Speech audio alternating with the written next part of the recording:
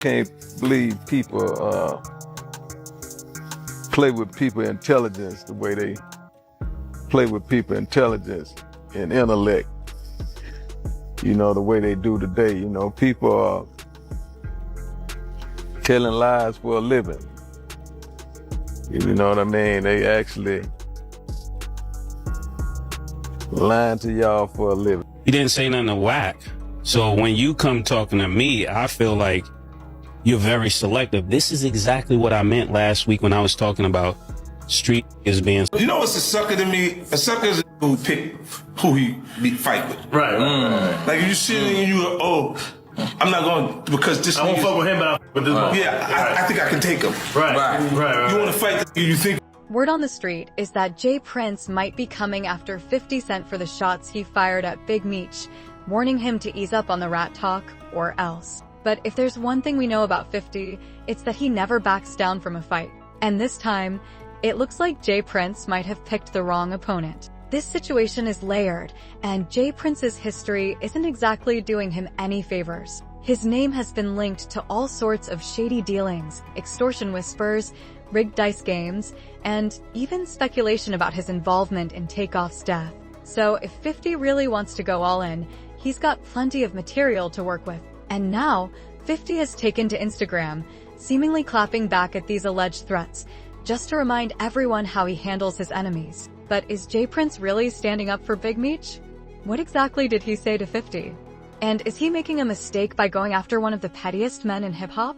Let's get into it. If you were wondering, 50 Cent is still applying pressure on Big Meech over those snitching allegations. He's not letting up. But he isn't the only one taking shots. Recently, Top 5 jumped online to drag the former Kingpin, exposing a DM exchange between them. In a video, he straight up called Meech a rat, and even tagged 50, saying, "Yo 50 Cent, come get this fake 60-year-old Kingpin out my DMs before I crash out." Hashtag Big Screech.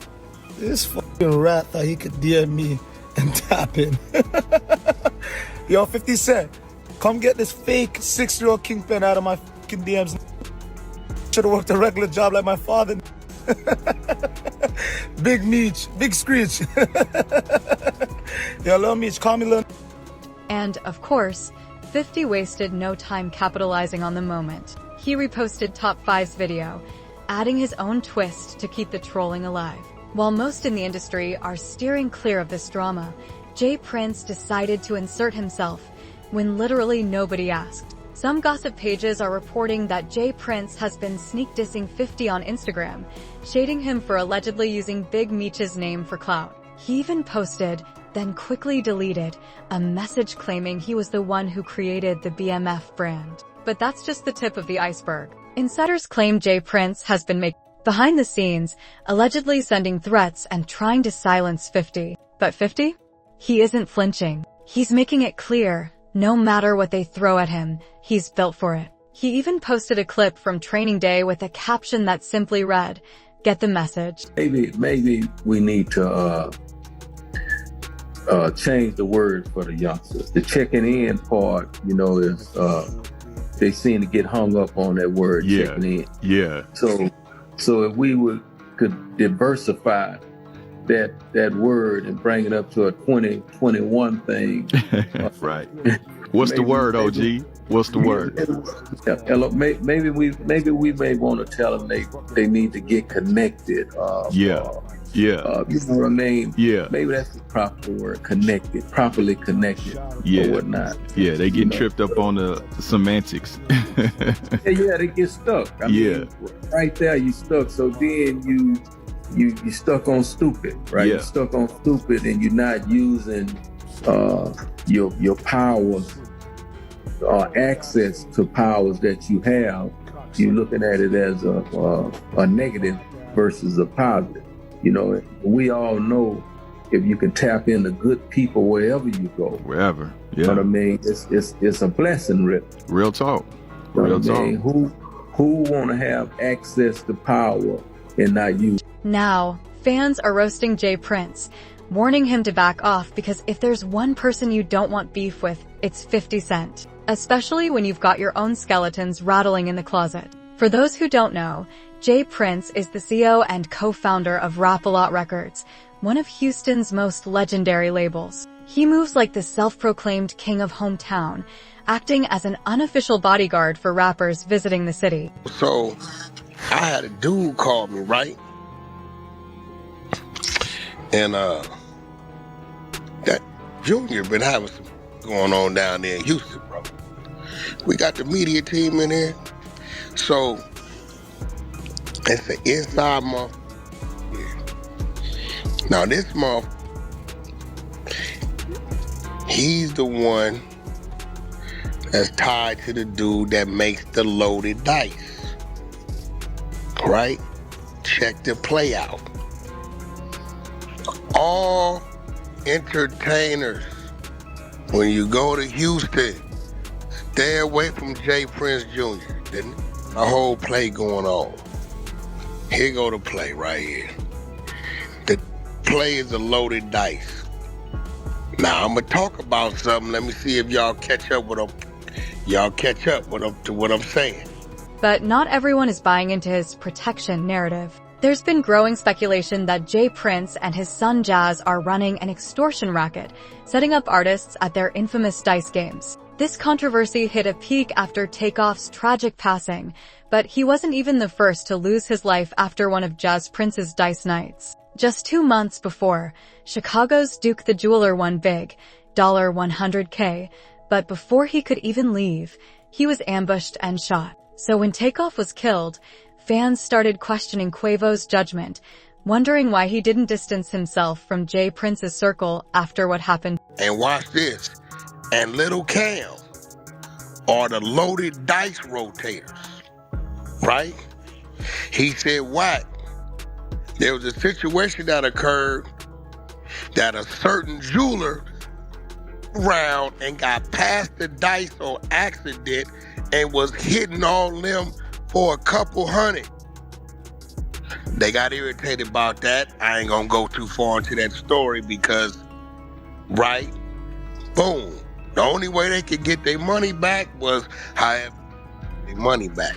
He said, but Lil Cam Wolf and Big Caprice are the 3 designated to say I'm up, I got the next, and they pass the dice to each other, but they loaded, but they shooting against them up, whoever's in town, the entertainer, right?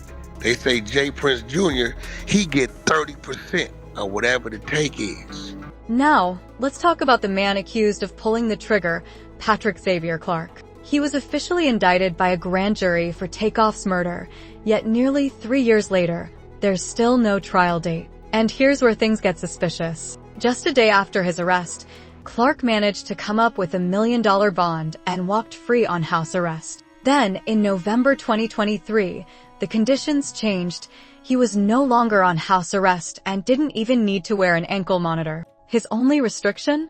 A 7 p. to 7 a. curfew. And here's the kicker, court documents show Clark was hit with strict no-contact orders. He can't reach out to witnesses, Takeoff's family, or even Jay Prince Jr.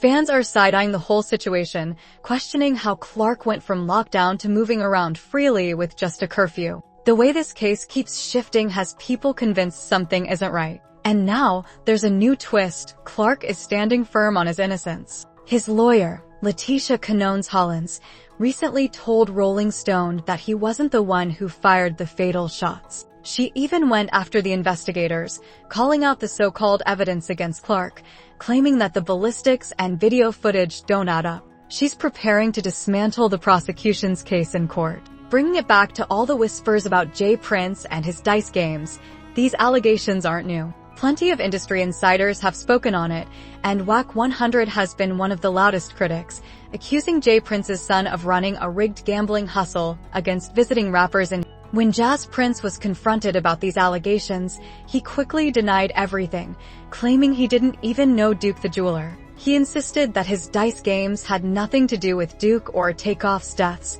brushing off the rumors as baseless. But the accusations against Jay Prince don't stop there. He's been tied to extortion rumors for years, but only recently has he been making headlines for it. Just look at what happened in July 2020, when NBA YoungBoy was robbed in Houston. People are saying Jay Prince already has too much dirt attached to his name to be picking a fight with 50, someone who built his career on exposing people. And if 50 decides to put Jay Prince on blast, it's going to get ugly. He's got plenty of material to work with, from the dice game rumors to the alleged extortion schemes. And knowing 50, he won't just expose Jay Prince, he might turn the whole thing into a full-blown movie. But what do y'all think about Jay Prince stepping into this big meech drama and allegedly sending threats to 50? Is he making a mistake, or does he actually have a case? Drop your thoughts in the comments. Another thing, when you're dealing with older people, they're the last to know that things have changed. We not your lord. Like, the way you talking, I don't get what you mean. We're not your little niggas. Like, for real, all that big homie stuff, that's for little niggas. Little niggas have big homies. We're not little niggas, so we don't even respect big homies. I know it doesn't, and for me, I never respected niggas in the streets. That's why I always got the problems I got. You would tell me, Mace, chill. No, chill for what? Who is this? That's how I feel listening to this, man. Like, I want to respect you, but I can't. And I'm going to tell you why. Because if I got a lord, like the dudes that raised me, if I was out of pocket, they would tell me I'm out of pocket. They wouldn't let me put them on a crash out mission. They would say, yo, Mace, listen. Around here, we don't send us to do nothing for us. We don't pay to handle our problems. You gotta put in your own work around here, Lord, man. That's what you were supposed to tell them. You can't go out here and talk crazy